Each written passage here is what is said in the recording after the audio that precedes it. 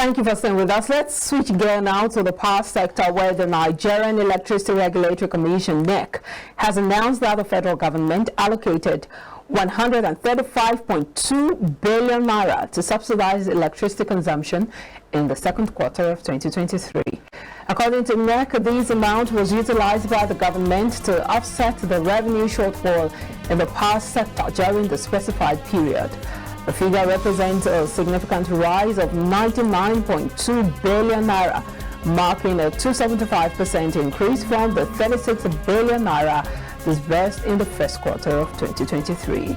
Of course, still with us in the studio is Olusegun Okunade, Business and Public Affairs Analyst. Thank you so much for your time. Thank you very much. Now, looking at this figure, 135.2 billion naira to subsidize electricity consumption, and that's just in the second quarter of 2023. Does this come as a shock to you? Oh, well, subsidy. It looks like we subsidize almost everything. Practically everything, and the way and manner those things are actually being done, it's, to me, questionable. You don't have even understanding of it until when those funds are disbursed. And if you are subsidizing something, for me, I want to believe that people should have full knowledge that this is the actual cost, this is what you are paying, and this is what is making the difference. That's one.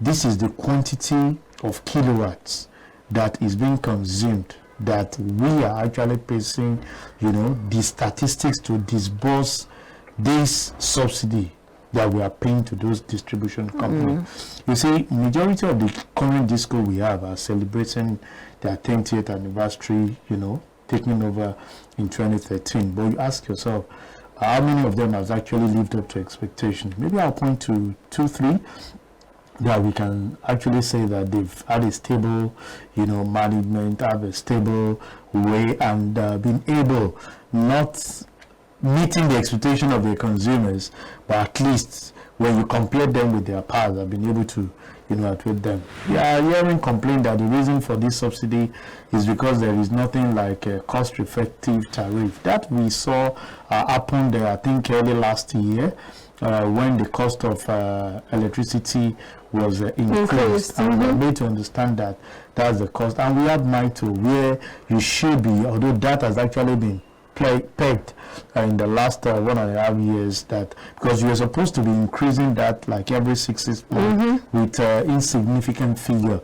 But we've seen instances where you have consumers or customers complain that the number of kilowatt that was bought last quarter was different from this one, and they cannot actually function, indirectly without announcing to the people. I've had a lot of complaints, but that's where I play. So people will just complain, so what's happening? As at last month or last 2 months, I got 10,000. I got this kilowatt, but today I'm buying the same kilowatt, I'm getting this kilowatt. What is responsible for that? And you discover that these little things, and we still hear that we are not working in line with the cost reflective tariff.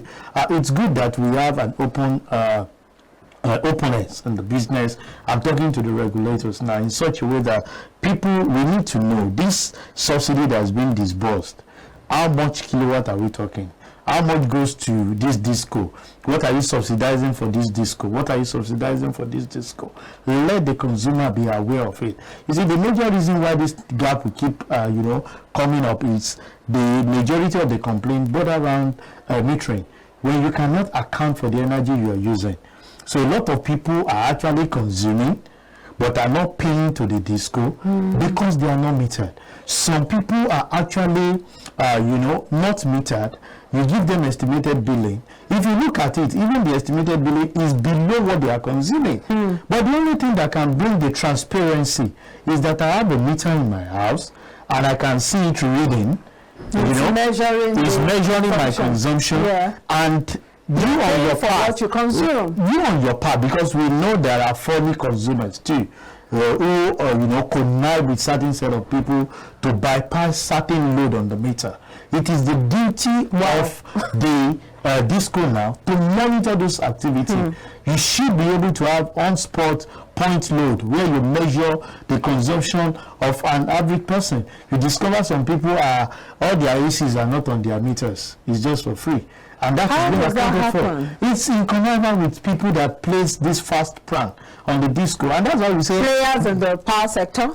But you see, there are certain set of people that have been retrenched who understand the system and, you know, connive with people out there to do what is not right. Wow. And that's why they put those disco under serious pressure. There are some people that their meters, we speak, are faulty. They are not reporting to the disco, and they will go, somebody that ordinarily should be consuming like 100,000, you know, naira worth of a kilowatt, will just go and buy 30,000. Has he not saved money for himself? And he's not loading that token. He's just buying. We've seen a lot of interest because I'm in the system. So I feel for the disco, but you ask them the question, are you doing what is needful?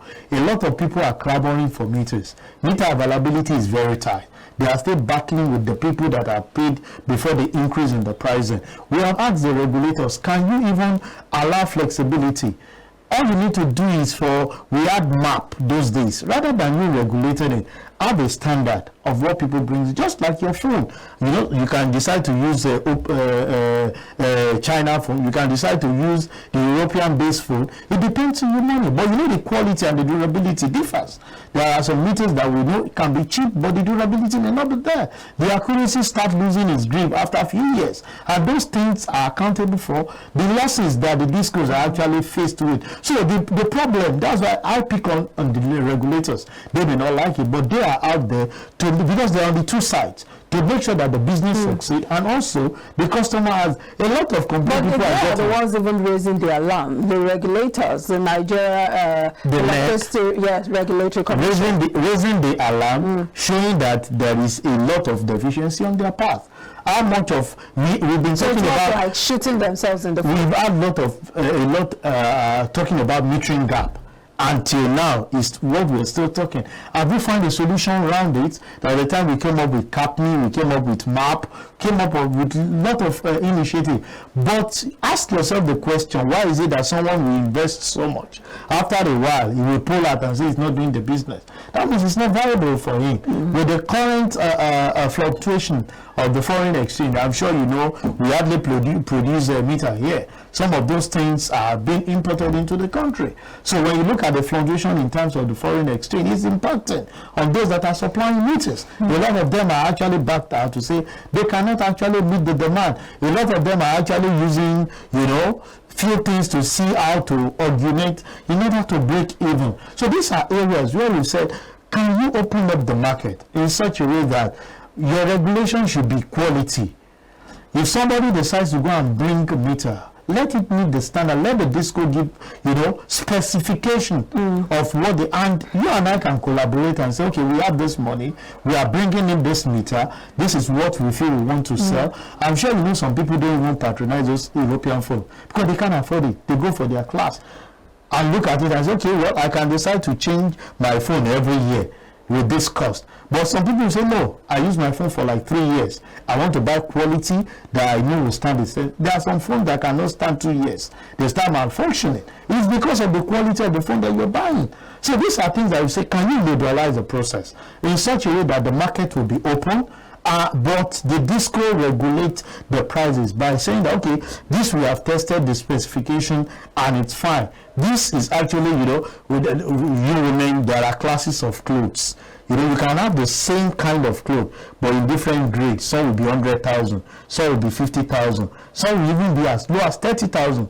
It is when you move clothes, okay, this is the China one, not the Dubai one. You know, that kind of a thing. We should be able to regulate that. The major reason why this gap is so obvious is because we still have a lot of metering gap.